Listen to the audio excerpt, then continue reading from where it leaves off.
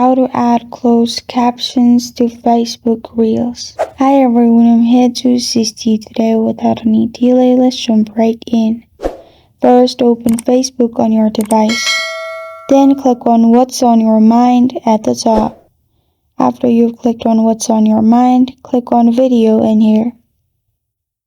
After that, you will find all your photos and videos. Select the reel you want to post. After you've selected the reel you want to post, you will find this kind of screen. Press on Next. After you've pressed on Next at the top right, in here, scroll down. Click on Closed Captions. After you click on Closed Captions, simply turn on Automatic Closed Caption. After you do that, you're good to go. This is how to add closed captions to Facebook Reels. Thank you for joining me today. If this video helps you out, please leave a like and subscribe for more.